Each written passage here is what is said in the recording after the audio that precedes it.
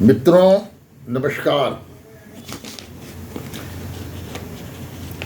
कल आप सबों ने भी धन्वंतरि दिवस के अवसर पर, जिसे हम धनतेरस के नाम से भी जानते हैं, मुझे उम्मीद है दिल खोलकर खरीदारी की होगी, भगवान धन्वंतरि की पूजा आराधना किया होगा। मित्रों, आज के एक दिन के गैप के पश्चात कल पुनः दीपावली का त्यौहार आप सब मनाएंगे। आप सबों को दीपावली पर्व की ढेर सारी शुभकामनाएं। मित्रों, हमने सोचा कि दीपावली जो एक ऐसा पर्व है कि हम पूरे घर की ही सफाई नहीं करते हैं, गली मोहल्ले सड़क एवं जितनी भी संभावनाएं बनती हैं, जहाँ तक हम पहुँच सकते हैं, उन सभी को साफ शुद्ध एवं प्रदूषण मुक्त बनाने का प्रयास करते हैं। मित्रों, आयुर्वेद केवल उपचार तक ही सीमित नहीं रहता है, बल्कि यह एक स्वस्थ जीवन शैली को अपनाने का भी एक रास्ता होता है और इसे आयुर्वेद प्रोत्साहित करता है। इसमें अनुकरणीय आदतें एवं जीवन शैली का समावेश होता है। और दीपावली पर भी मित्रों इसी से संबंधित एक पर्व है, जो सिर्फ घर बाहर की सफाई नहीं, आंतरिक सफाई एवं शरीर की सफाई को भी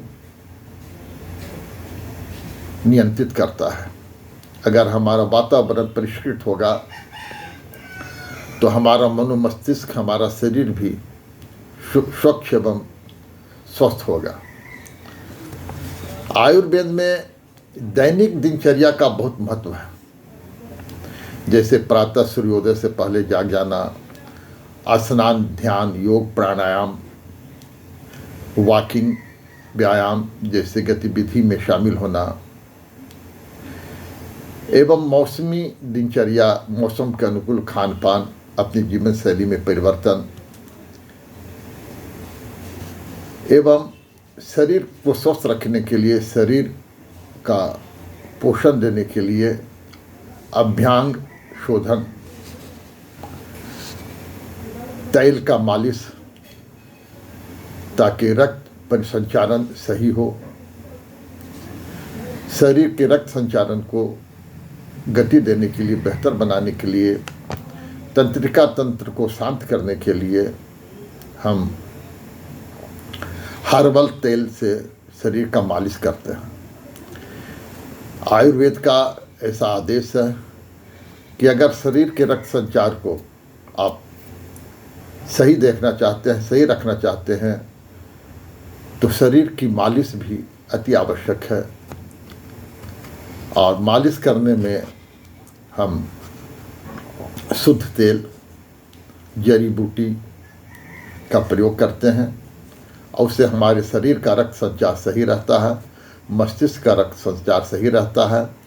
और जब रक्त संचार मित्रों सही रहता है तो हमारी कार्य क्षमता बढ़ती है, हमारी शारीरिक एवं मानसिक स्वास्थ्य स्वस्थ रहता है। मित्रों, आयुर्वेद के मुख्य सिद्धांत वात, कफ, पित्त, ये तीन जैविक ऊर्जाएं हैं, जिन्हें हम दोष कहते हैं। ये शरीर एवं मन की प्रवृत्तियों को नियंत्रित करते हैं और यह व्यक्ति के प्रकृति को निर्धारित करता है। व्यक्ति का स्वभाव यह निश्चय करता है कि आपके वात प्रकृति के जो दोष हैं, उसके अनुरूप ही आपका स्वभाव आपको मनोमस्तिष्क, आपका सोचने का ढंग, कार्य क्षमताएँ उसी अनुकूल होती हैं। वायु और आकाश से जुड़ा हुआ है वात। यह गति और मानसिक गतिविधि को नियंत्रित करता है। पित्त की जब बारी आती है मित्रों, तो पित्त अग्नि और जल से जुड़ा हुआ है। यह पाचन संस्थान को नियमित करता है और विधिवत संचालित करता है। कफ पृथ्वी एवं जल से जुड़ा हुआ है। यह बराबर एवं चिकनाई को प्रदान करता है।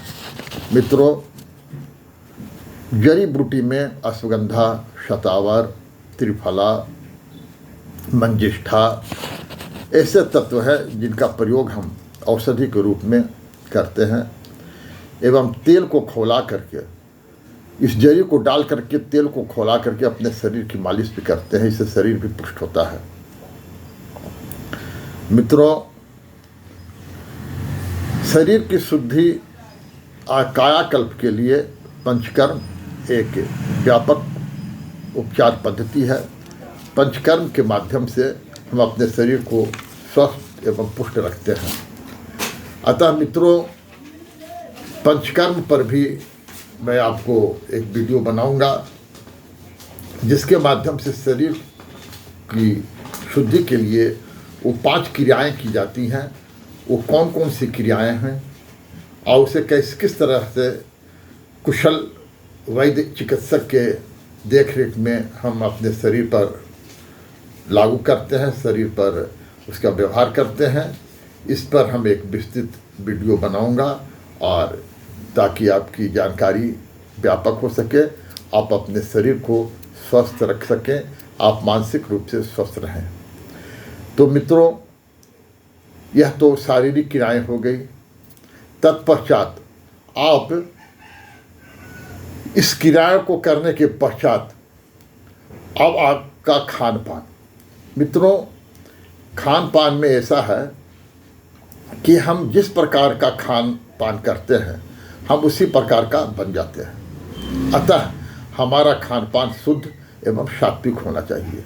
मांसाहार खान पान नहीं होनी चाहिए, वो हमारे शरीर के लिए अनुकूल नहीं होता है। अतः मित्रों, ऐसी स्थिति में हम क्या खाएं और क्या न खाएं, इस पर विचार करना अति आवश्यक है। मित्रों, शरीर को पुष्ट करने के लिए प्रकृति ने हमें जो फल, फूल, पत्ते दिए हैं, इसका भी प्रयोग बहुत आवश्यक है। इस पत्ते में क्लोरोफिल नाम के तत्व होते हैं जो शरीर के लिए बहुउपयोगी होते हैं, बहुआयामी इसका प्रभाव होता है। अतः पत्तियों को भी अपने भोजन में स्थान मिलना चाहिए। इसके लिए सबसे शुभ समय होता है प्रातःकाल, जब हम सो करके जागते हैं, सारे नित्य क्रियाक्रम से निवृत्त हो जाते हैं, आचार विचार व्यवहार व्यायाम पूजा पाठ करने के पश्चात हमें कम से कम हरी पत्तियों का जूस 1 से 2 गिलास अपनी रुचि एवं अवस्था के अनुसार ले लेना चाहिए। इससे हमारे शरीर के भीतर आवश्यक तत्व की पूर्ति हो जाती है। दैनिक दिनचर्या में जो ऊर्जाएं समाप्त होती है, खत्म होती है, उसकी पुनः प्राप्ति हो जाती है। अब इस पत्तियों में हम उस पत्तियों को संलग्न कर सकते हैं जिस पत्तियों को किसी भी जानवर को खाने में संकोच नहीं होता है। जैसे जिस पत्तियों को जानवर खाते हैं, जानवरों के पास एक सूक्ष्म ज्ञान होता है मित्रों, वो भक्ष्य भोजन ही करते हैं, जो खाने योग्य है उसे ही खाते हैं। फिर भी आप जो है धनिया के पत्ता, पुदीना का पत्ता, मोरिंगा का पत्ता, करी पत्ता जिसे मीठी नीम कहते हैं, अमरूद का पत्ता, आम का पत्ता, बेल पत्र, इस प्रकार की पत्तियों को संलग्न करके किसी एक या मिश्रित रूप से आप इसका प्रयोग कर सकते हैं। साग सब्जी में पालक का साग आता है, चौलाई का साग आता है और ब्राह्मी का साग आता है, उसके बाद पुननवा का साग आता है, इसे भी आप संलग्न कर सकते हैं। मित्रों, आप एक बात हमेशा याद रखें कि जीवन में हम जब भी कोई कार्य करते हैं तो उसमें ऊर्जा की खपत होती है, और ऊर्जा का भरण पोषण शरीर को हमारी खाद्य सामग्रियों से होती है। हम जो भी भोजन करते हैं उससे ही शरीर ऊर्जा ग्रहण करता है। तो सबसे प्रथम हमने आपको बताया कि पत्तियों का जूस, आप अपने रुचि के अनुसार सारे पत्तियों में से कुछ पत्तियां या कोई भी एक पत्तियां को मिक्सी में ग्राइंड कर सकते हैं, जूसर से जूस निकाल सकते हैं, और रुचि के मुताबिक सेंधा नमक, काला नमक या देसी खांड का भी प्रयोग कर सकते हैं। और कोई भी किसी भी प्रकार का जूस का प्रयोग करें तो कम से कम 3 महीने तक रेगुलर करें, तत्पश्चात ही उसे छोड़ें, और छोड़ें भी तो 1 महीने के लिए बीच में गैप करें, पुनः चालू करें। देश काल पात्र के अनुसार ही जूस का प्रयोग करें। अगर किसी को सर्दी से एलर्जी है तो ऐसा नहीं कि उसे लौकी का जूस पीना अनिवार्य है। अगर आपको लौकी का जूस पीना अनिवार्य है भी तो आप उसमें कम से कम 4 से 5 दाना गोल मिर्च, जिसे काली मिर्च भी कहते हैं, उसको पाउडर करके मिला दें तो आपका उस लौकी का साइड इफ़ेक्ट ख़त्म हो जाएगा। भतुआ का जूस बनाएंगे तो भतुआ का साइड इफ़ेक्ट ख़त्म हो जाएगा। मित्रों, इन पत्तियों में काफ़ी ताकत है, काफ़ी ऊर्जा है। सूर्य की रोशनी को डायरेक्ट यह पत्ती सर्वप्रथम ग्रहण करती है, और इसके सेवन से आपको विटामिन डी की भी प्राप्ति होती है। मित्रों, अतः इसका सेवन, पत्तियों का सेवन अति अनिवार्य है, और अपनी शरीर की अवस्था को देखते हुए, प्रकृति को देखते हुए आप इसका सेवन अवश्य ही करें। तत्पश्चात मित्रों, आप जो है हरी सब्जियों के सलाद, आप हरी सब्जियों का सलाद के रूप में सेवन कर सकते हैं। यह आपके नाश्ते के समय में लेना चाहिए, और इसमें भी खीरा है, ककड़ी है, टमाटर है, गाजर है, मूली है, बीट रूट है, इन सबों का प्रयोग कर सकते हैं। और भी लौकी है, भतुआ है, आप जिसकी रुचिपूर्वक आप जिस चीज़ को पसंद करते हैं, फलों के सलाद और सब्जियों के सलाद के रूप में लें। तत्पश्चात आप जो है इसको लेने के बाद या इसके पूर्व भी आप कुछ फलों का भी प्रयोग कर सकते हैं। अगर मान लिया कि आप कच्चे सलाद नहीं ले रहे हैं तो 2 एप्पल ले लीजिए, 1 संतरा ले लीजिए, 1 मौसमी ले लीजिए, इस प्रकार का भी आप प्रयोग कर सकते हैं। और मित्रों, इतना कर लेने के बाद आपको भूख का अनुभव नहीं होगा। जूस और फलों के सलाद के मध्य कम से कम आधे घंटे का गैप होना चाहिए। और इस तत्पश्चात आप भोजन में दलिया का प्रयोग कर सकते हैं, खिचड़ी का प्रयोग कर सकते हैं, और खिचड़ी में रुचि अनुसार आप अपना मूंग का दाल, चने का दाल या जो भी हो, मूंग चूँकि क्षारीय दाल में आता है, अरहर और चने के दाल जो होते हैं मित्रों, ये दाल थोड़ा वायु प्रकृति के होते हैं, पित्त की वृद्धि करते हैं। तो इनको देखते हुए आप मूंग का दाल का ही प्रयोग करें। और शाम के समय में भोजन के पश्चात आप जो है मूंग या चने को अंकुरित करके आप टमाटर, लहसुन, प्याज, जो भी आपकी रुचि अवस्था है उसके मुताबिक आप इसका प्रयोग कर सकते हैं। और कोशिश करें मित्रों कि रात्रि 7 बजे के पूर्व भोजन ग्रहण कर लें, ताकि आपका जो भोजन है वो 8 घंटे के अंदर पच करके बाहर निकल जाए, और आप जो है फिर से आपका जो अंदरूनी अंग है, लीवर है, किडनी है, पेनक्रियाज है, स्प्लीन है, ये सब अपने शरीर को रिपेयरिंग करने में लग जाए। इससे आपका रात्रि के समय जब आप नींद में रहते हैं तो आपका सारा शरीर का अवयव जो हो जागा हुआ रहता है, और वह शरीर को रिपेयरिंग करता है।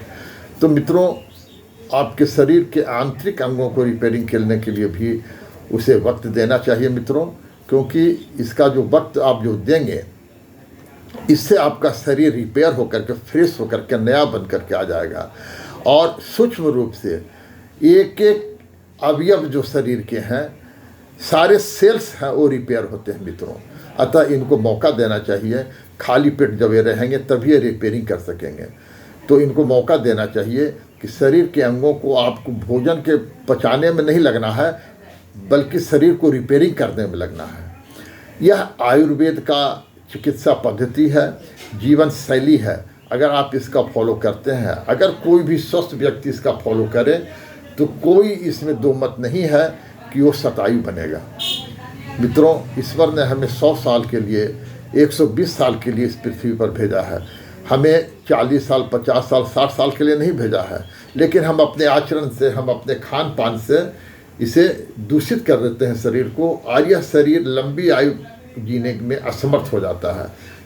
मित्रों, आप शरीर को मौका दें, आप दीर्घजीवी बने, आप स्वस्थ रहें, सुख समृद्ध रहें। दीपावली के पावन अवसर पर आप सबों को बधाई, बहुत बहुत शुभकामनाएं। मित्रों, अगर आज यह कंटेंट आपको पसंद आया हो तो कृपया लाइक, शेयर एवं सब्सक्राइब अवश्य करें। आप मित्रों कंटेंट देख तो लेते हैं, लेकिन सब्सक्राइब करना भूल जाते हैं, अतः आरंभ में ही इसे सब्सक्राइब कर लें। धन्यवाद।